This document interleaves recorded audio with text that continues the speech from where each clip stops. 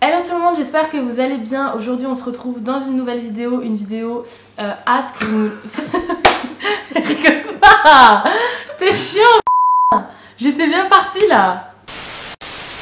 Hello tout le monde, j'espère que vous allez bien. Aujourd'hui on se retrouve dans une nouvelle vidéo. Non, c'est moi qui rigole, je te regarde. Hello tout le monde, j'espère que vous allez bien. Aujourd'hui je suis accompagnée de mon chéri Marco. Bonjour. On va répondre à toutes vos questions concernant notre maison en Suisse. Vous avez été énormément à nous poser des questions en commentaire sous la vidéo Home Tour, donc on va y répondre tout de suite, c'est parti. Go. Donc la première question qui nous a été beaucoup demandée, c'est par quel constructeur on est passé pour construire la maison. Alors, des constructeurs, on n'en a pas eu, on va dire, on a eu plusieurs corps de métier. Et en fait, ce qu'on a fait, c'est qu'on a imprimé sur internet, enfin on a cherché sur internet des images qui nous plaisaient. En fait, plein de petites images, genre une véranda, un sol en verre, une baie vitrée, une cuisine. Et en fait, on a tout imprimé, toutes les petites images qui nous correspondaient.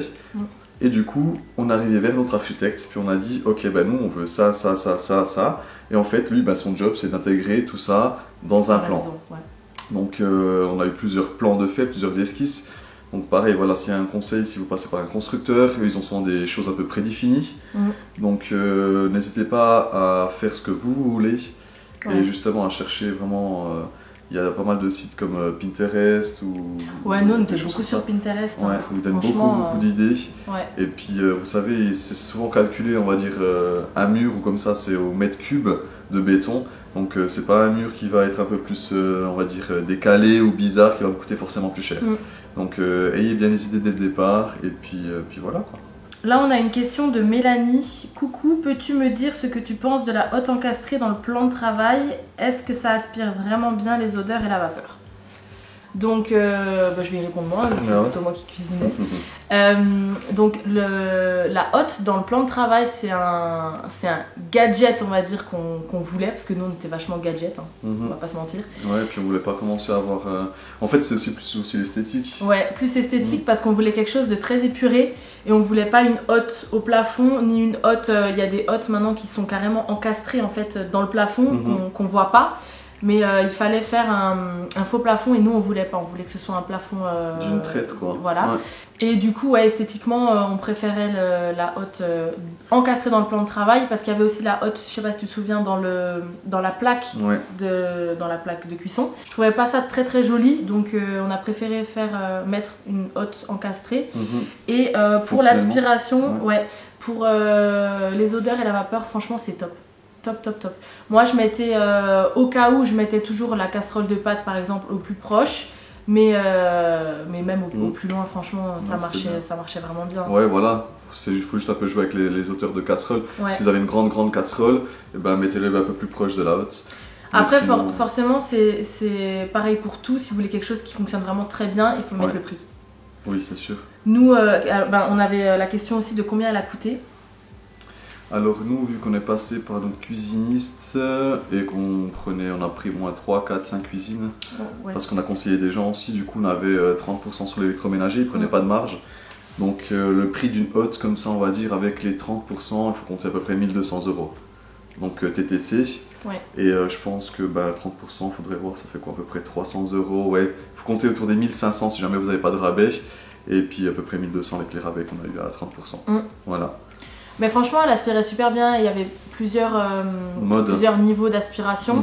Et je crois que j'utilisais des fois, j'utilisais le 3, mais sinon j'utilisais le 1 ou le 2. Ouais, c'est sur 3 et niveaux. On avait encore, je sais pas si tu te souviens, on avait encore 2 boutons encore plus forts, genre turbo, mais ceux-là pour le coup, et puis ça, l'avantage d'une hotte comme ça qui est près du plan de travail, c'est que si vous avez une hotte encastrée au plafond, c'est sûr que les odeurs elles vont se dissiper dans la maison jusqu'à ce que ce soit aspiré à une hauteur de 2 mètres, 2 mètres 50, tandis que là... Tandis que là c'était directement, on va dire en direct, elle monte d'une cinquantaine de centimètres. Et voilà. Mais c'était bien, franchement c'était bien. Non, elle était vachement bien. Ce qui est génial, c'est qu'avec le filtre, vous pouvez le passer au lave-vaisselle. Après, tout dépend, il faut voir un peu le type de filtre, mais après il faudrait le mettre dans le four pendant, je crois, une demi-heure, pour que le charbon actif se réactive en fait. Donc voilà, et vous n'avez pas après les gros trucs qui viennent sur le milieu de la cuisine, c'était ça aussi qu'on voulait pas trop. Ouais. C'est vraiment une cuisine On voulait vraiment quelque chose linéaire. d'épuré. Ouais. C'est pour ça pas qu'on a de choisi. fioritures qui traînent en haut à droite, il n'y avait pas de lustre, il n'y avait pas de... Pas de câble, Enfin, rien. Voilà. Alors, une question de Yilmaz Aydin. Est-il possible d'avoir plus d'infos concernant les escaliers suspendus, s'il vous plaît? Alors ça, c'était tout un truc. Hein. Alors les escaliers suspendus, donc c'est des escaliers qui sont en métal à la base, où on a mis un acide dessus pour que ça fasse cet effet rouille. Donc pendant 2-3 semaines, tous les soirs, on allait encore arroser l'acide pour qu'elles chopent encore, enfin pour qu'elles attrapent encore plus cet effet rouille. Et après, la rouille, c'est pas un effet, c'était rouillé. C'était de la rouille, on va dire en superficie, sur la tôle. Et du coup, après il y a eu une espèce de produit qui, justement, un stop rouille qui arrête la rouille, puis un vernis pour pas que l'air puisse redevenir en contact avec cet acier. Donc ça a été emmanché dans un mur béton. Et puis voilà, après on est venu mettre les marches dedans, quoi. Ouais, en fait, si vous voulez, c'était comme un espèce d'Y comme ça.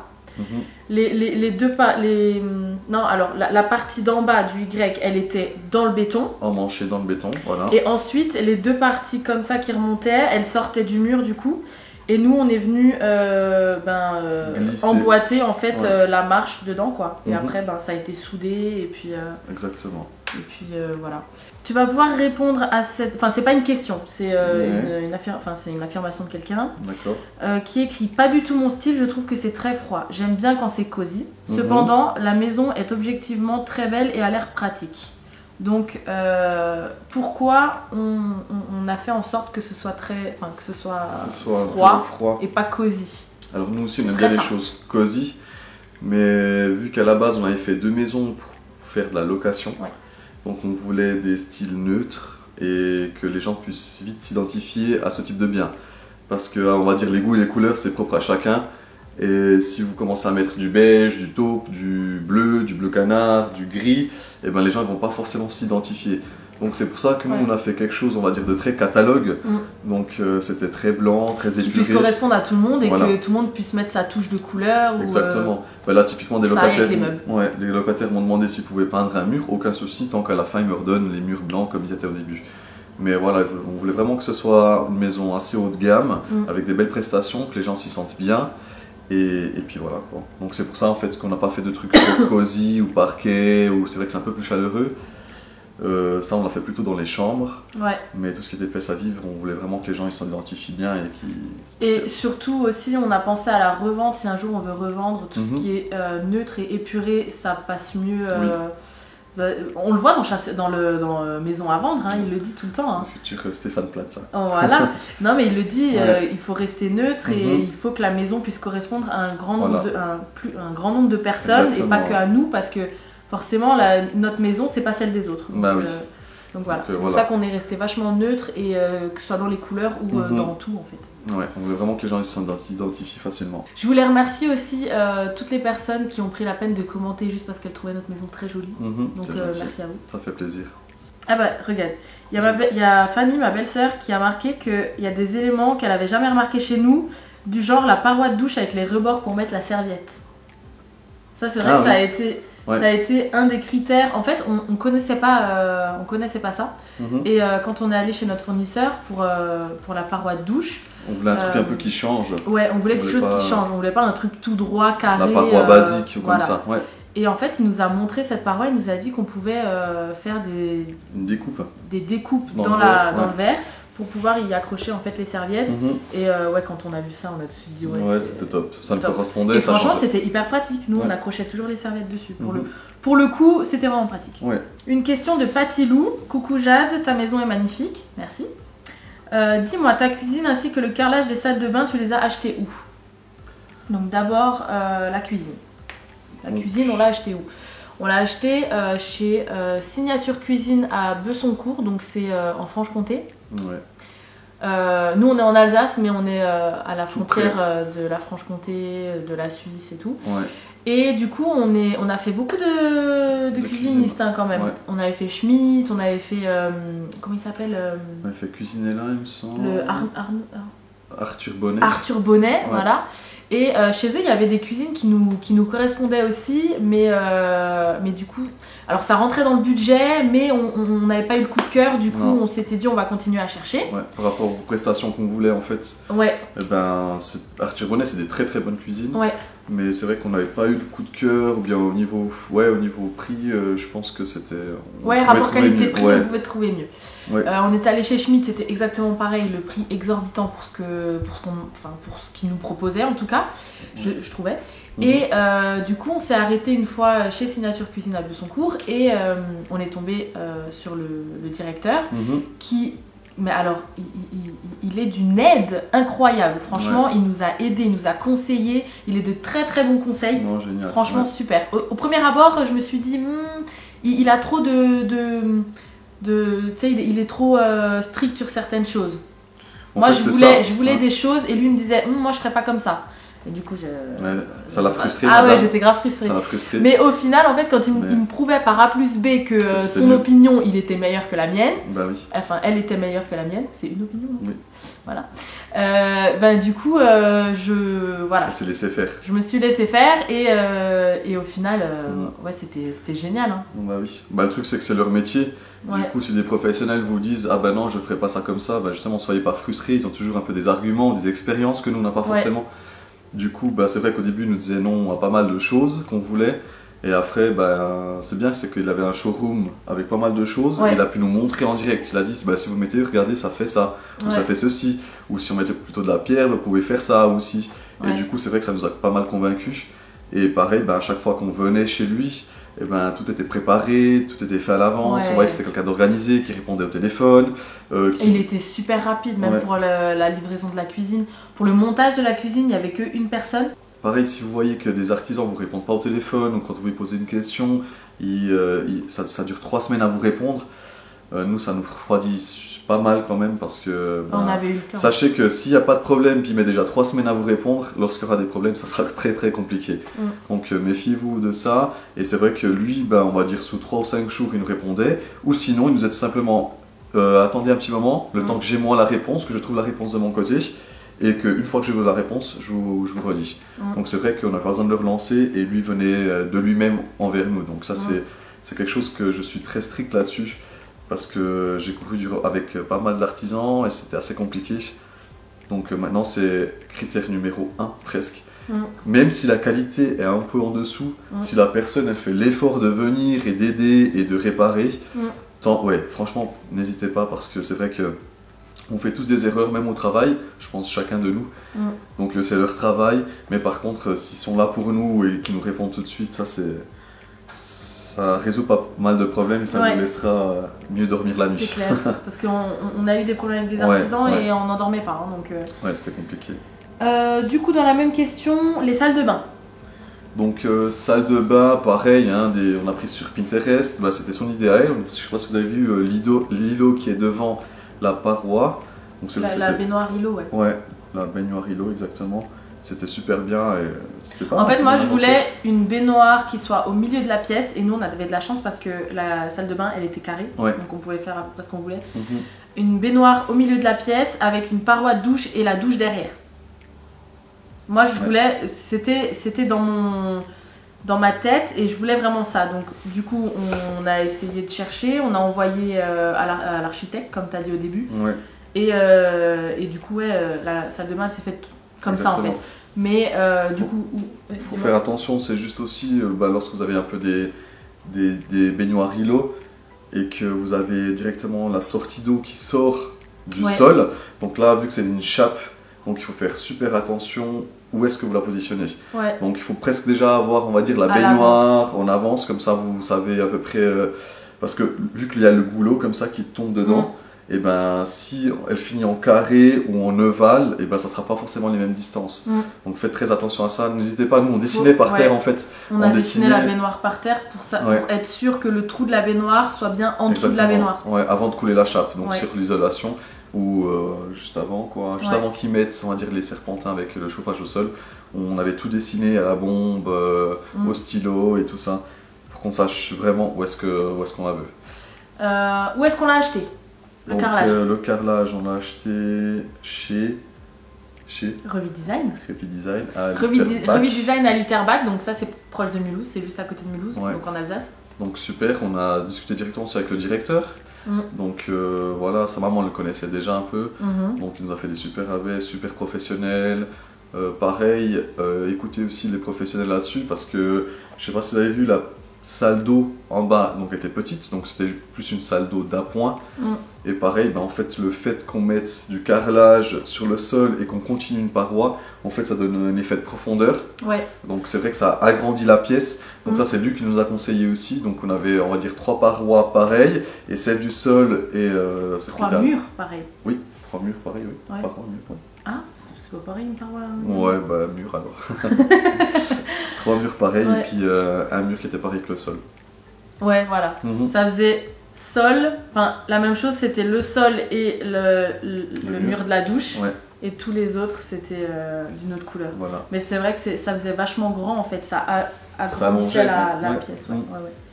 Une question de Yasmine. Très belle maison, bon travail, merci. Vous avez fait les choses vous-même ou en passant par des entrepreneurs? C'est Marco avec son papa qui ont fait les 95% du travail. On a juste pris une entreprise pour mettre les murs, enfin les briques. La charpente aussi, il me semble. Charpente, oui, vu que c'était un toit plat, on ne voulait pas s'aventurer qu'il y ait des fuites et tout ça. Et puis sinon, après, la plupart. Sanitaire, électricien. Ouais, sanitaire, électricien, mais la plupart, sinon, c'était souvent des amis aussi à ton papa qui venaient nous aider. Voilà. Sinon, et de nous aussi. Voilà, toute la peinture, c'est madame qui a fait. Ouais, j'ai fait la peinture de toute la maison. Hein. C'était galère. Ouais, c'était compliqué. Compliqué, bah oui, j'avais mal au dos. Combien de mètres carrés fait la maison? Donc la maison en habitable, donc je sais pas si c'est la même chose en Suisse qu'en France, mais en habitable elle faisait 150 mètres carrés. Donc si on compte toutes les pièces, après si on commence à compter le couloir et tout ça, ça faisait environ 170-180 mètres carrés.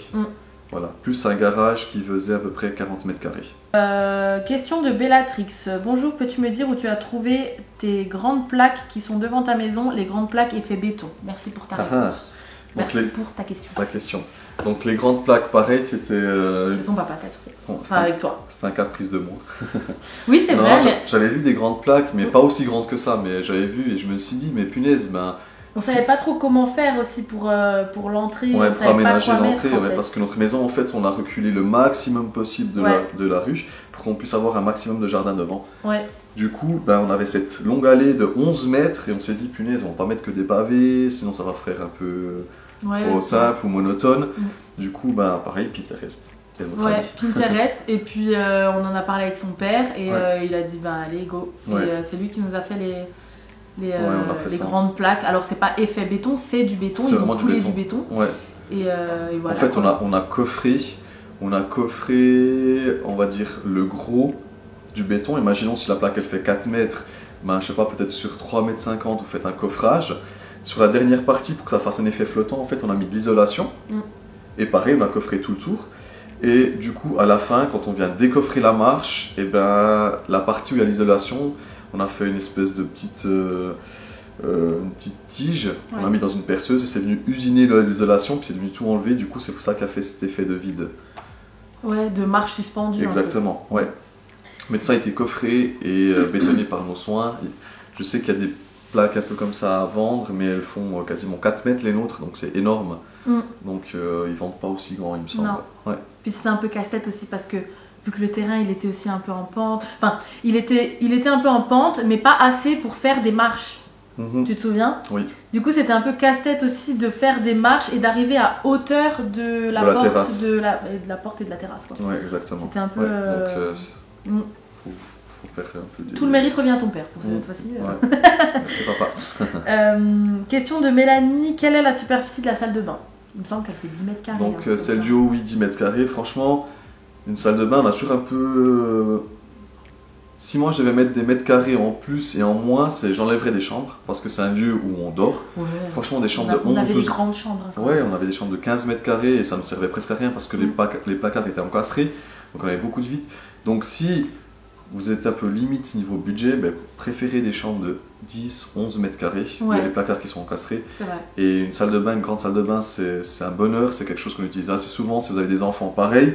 Donc de pouvoir circuler, de pouvoir mettre des choses, des meubles, tout ça, c'est juste super bien. Ouais, donc 10 mètres carrés pour la salle de bain du haut et celle du bas, elle faisait à peu près 5 à 6 mètres carrés. Question de Cynthia, vous faites quoi comme métier pour avoir une maison comme ça?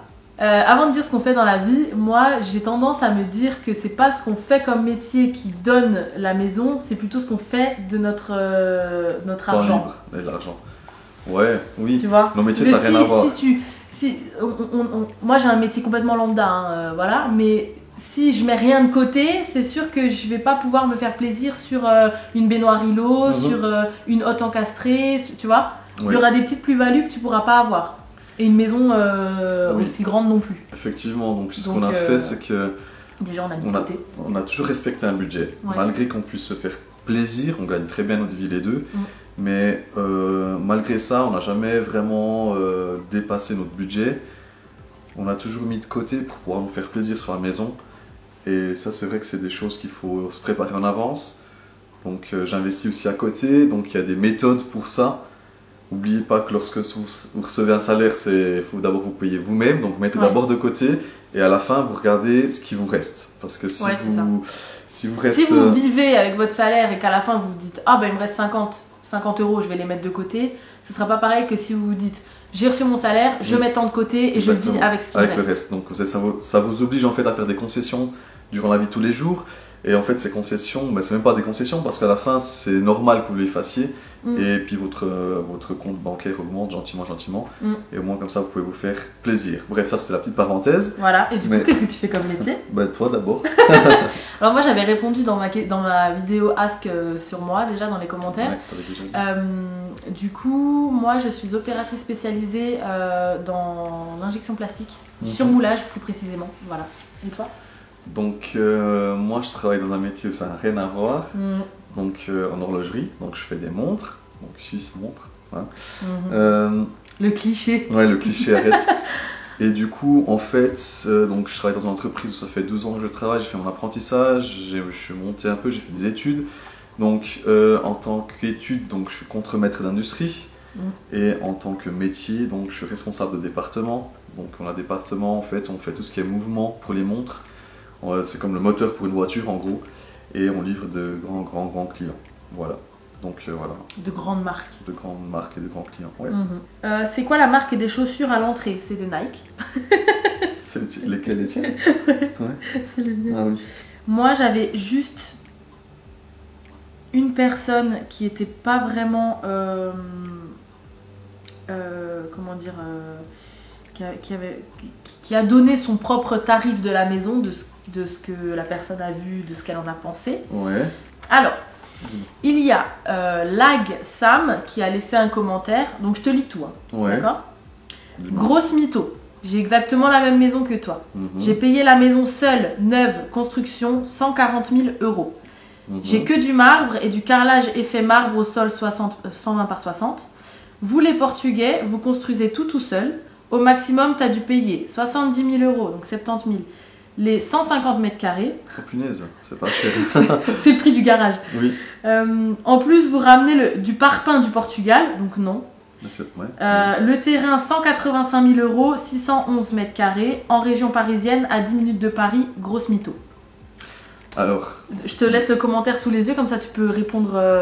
Les trucs de tarifs, de construction, c'est pas trop moi, donc je préfère le laisser parler. Donc je vous mets au défi et je vous l'achète tout de suite si vous me trouvez en Suisse une maison à 140 000 euros. Allez, ça fait combien avec le terrain? On en a pour 185 plus 140, ça ferait à peu près 320 000 euros.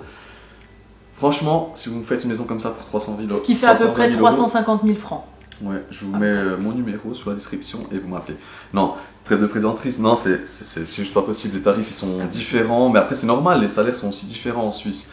Donc en Suisse, si vous achetez une maison comme ça, neuve à acheter, c'est à peu près 700 000 euros.